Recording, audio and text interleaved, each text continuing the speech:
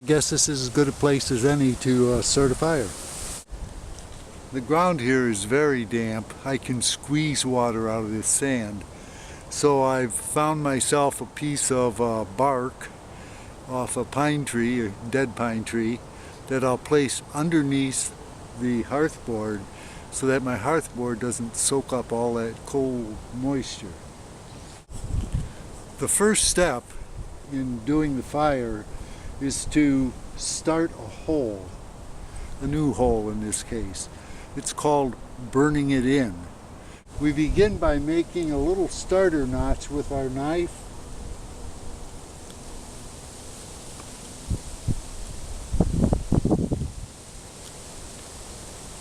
Doesn't have to be large, just enough to hold the end of the spindle in it so we can get started forming a hole. Notice that the end of the spindle that is going into the bearing block is very sharp. The other end is rounded. I start out with small strokes just to make sure the spindle is going to stay where I put it, and then I can start larger strokes. You may be able to see the smoke. Doesn't mean anything except that it's beginning to burn in. So now I'll remove it and be very careful not to let any moisture get at this, so I'm putting it in my pocket. This is the hole I'm burning in. Our next step is to cut a notch, as you see in all these other holes. I am now cutting the notch. I start working here, and it's a long process of just removing a little bit at a time, cutting straight down, slicing in, and continuing to remove material. I'm going to keep doing this, and I'll get back with you and show you what it looks like when it's done.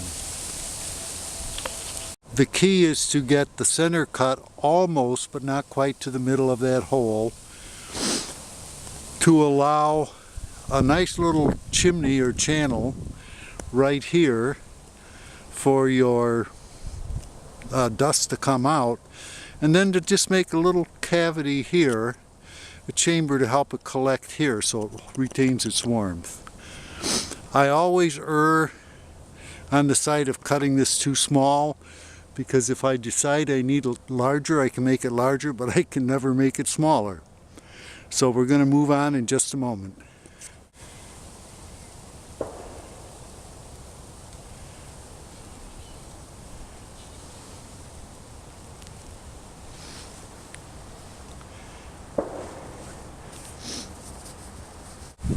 So that you end up with the spindle on the outside of the bow.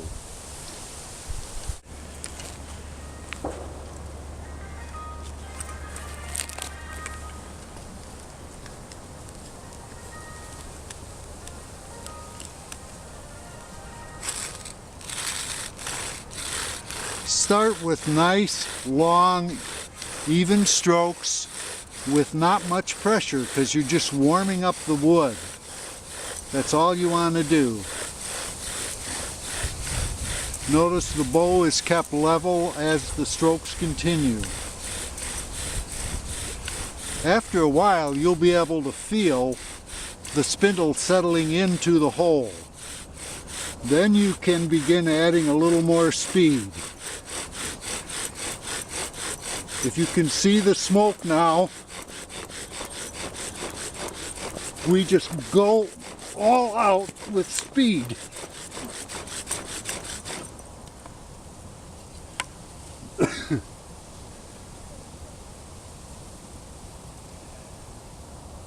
The reason I pause is to see if the smoke continues after I pause. That's a sign that you have an ember. It hasn't, and I think the reason is that the slot is too small. So I'm going to fix up the notch. Okay, I've widened the notch a bit. I set it on the protective bark, and we're going to try it again. The reason I knew it was too narrow is that I saw the coal piling up, I saw the dust piling up on the outside instead of staying inside the chimney area. So let's try it again. Nice warming up movement.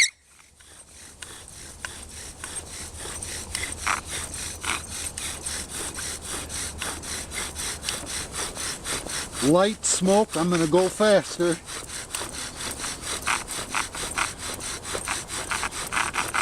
And now I'm going to go very fast.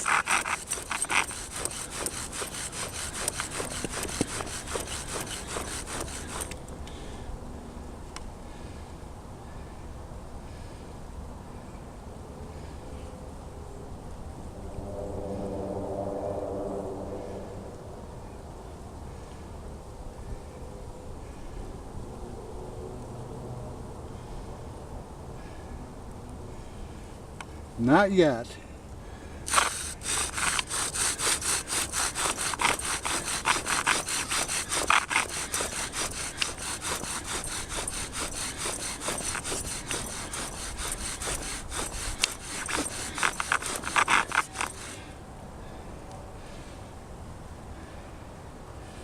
This looks good.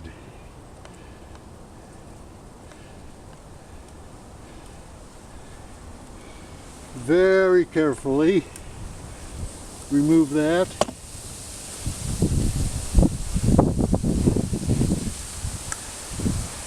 Still have smoke there.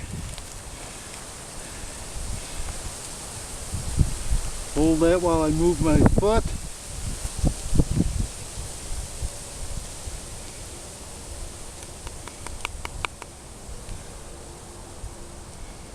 Tap the ember out.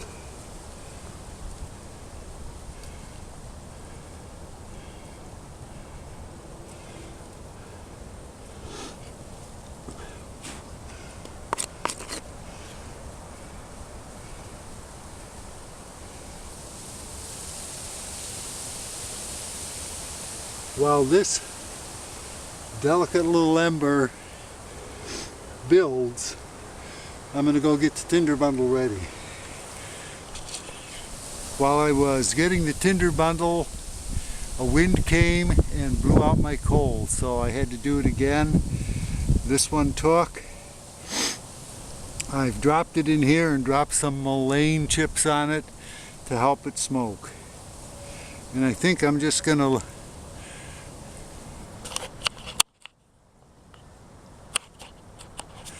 keep moving it back and forth, give it a chance to grow a little bit till the smoke looks very certain.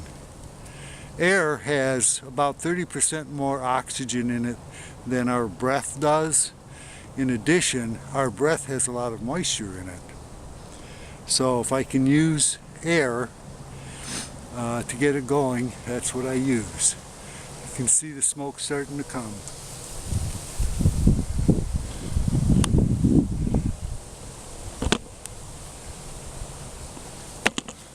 Whoa, it came faster than I thought. It came way faster than I thought. And so I did not have my twigs ready.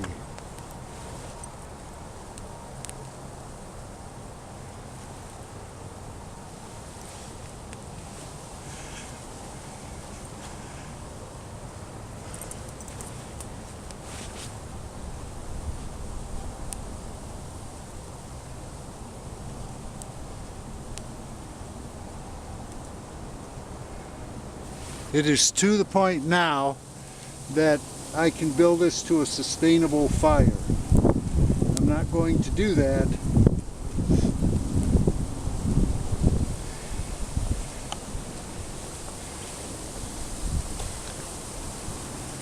but I want you to see that there it is, from ember through a tinder bundle to a sustainable fire.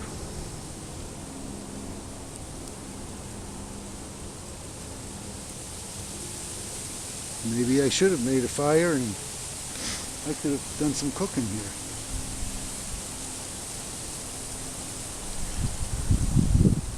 The speed of that tinder ball took was much faster than I thought it was going to, and that's why I was caught off guard. So I guess the lesson learned is make sure when you're working your ember in the tinder bundle that you're standing very close to where you're going to have the fire. So that's it. You now know the basics of the bow drill fire, how to put together a tinder bundle, how to burn in and then make dust and ember with a bow drill. This is not the method of choice. Steel and stone with char cloth, or even a fire steel would be a more reliable way. But, as I said in the beginning, it's good to know that if you really had to, it is possible to get a fire from just what's in the woods around you. So I hope you've enjoyed this, and until next time, I'll see you on down the trail.